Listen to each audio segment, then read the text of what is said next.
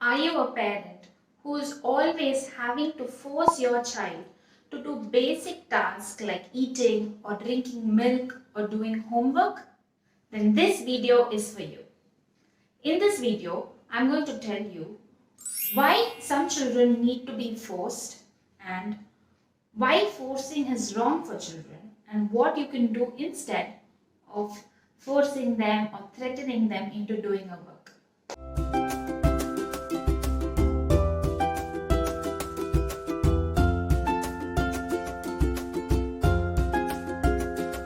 So first off, I'm going to tell you, and you might be wondering, why is my child not listening to me?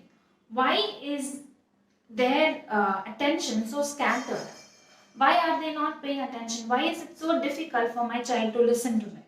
It's because your child does not have the skills they need to motivate themselves to do an activity.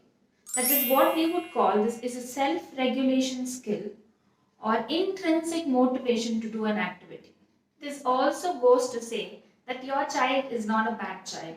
They are not always somebody who is defiant to you, who is not always listening to you, who wants to annoy you. If you thought like this about your child, that might not be the reason. The reason may be that the child does not know the skills that he or she should know in order to start and complete an activity, and they might also not know why they should do this activity. So it might actually be a skill deficit more than a behavior problem. So if you've already seen my older videos, you know that I am somebody who believes and who sees through practice that behavior is communication. So when your child is acting out, is not listening to you, is being very rebellious, not listening to you, then you must think, why is my child doing this? Is it because my child doesn't like me? It's definitely not that. It may seem like that, but it's definitely not that. And it's most probably because your child does not have the skill to pay attention, does not have the skill to be involved in an activity for a long time. Okay, now we are in the second part of the video where I'm going to tell you why you should not force your child to do any task. Right? There are some situations where you have to force your child in case of safety or when your child is in danger. But still, there are some situations where you don't have to force your child. Most of the situations and most of the life skills when you teach your children, you should not force them.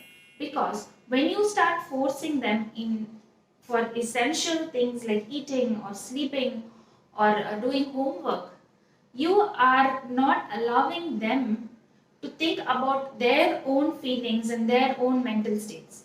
So you are robbing them of introspection. So introspection is a skill where the child analyzes and thinks about his own feelings and his own abilities when they're doing something. So when you force your child to do something that they don't like or they're not interested, you're robbing themselves of introspection. You're not allowing them to introspect, to see what they like, what they don't like, how they could problem solve, how they could manage this.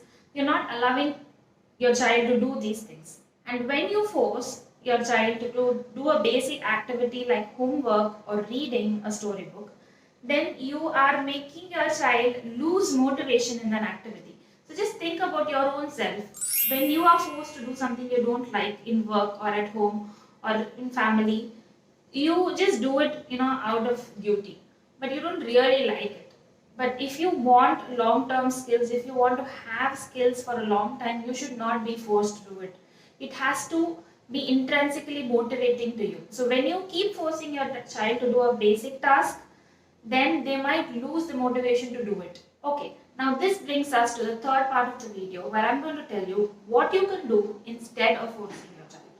So instead of making them do something, how can you help your child?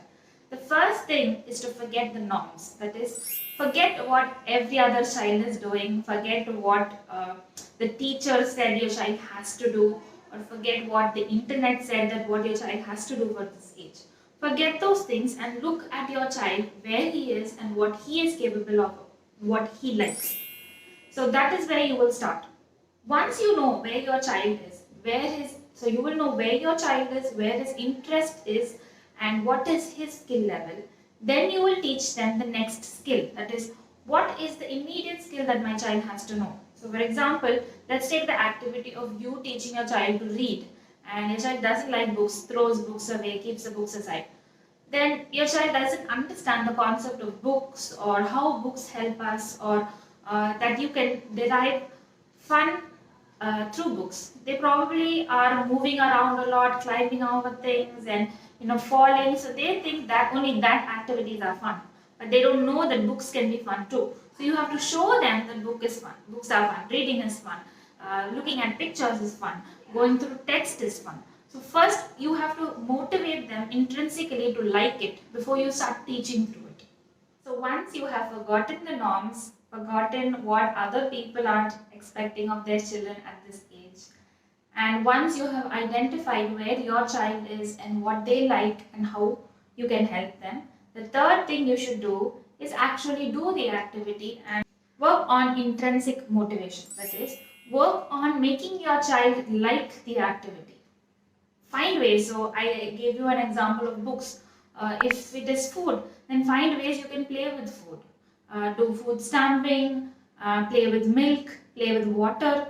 Find ways you can play with those objects and make them like it and intrinsically want to taste it if it's food. If your child does not like to do homework, does not like to take out their books and pens, then find activities where you can use books and pens to make something fun. Like take a pen stand and ask them to stand far and throw things inside the pen stand, or take some rubbers and sharpeners that you have and ask them to build a tower out of it.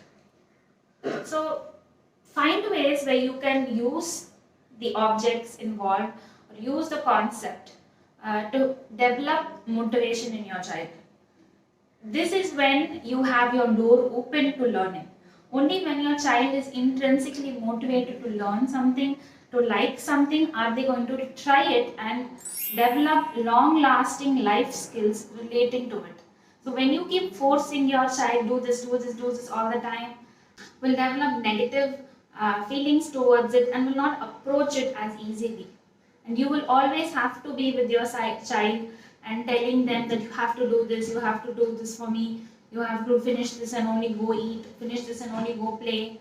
So these are not very intrinsically motivating for the child. If you want more ideas on how to use paper or how to use crafts or how to use regular household items to teach your child, then click on this link where I have around 14 activities so far, and I will keep adding more activities to it. So you can open those activities and try with your child, find out what they like and keep doing it. That's how you build liking, or that's how you build motivation to learn.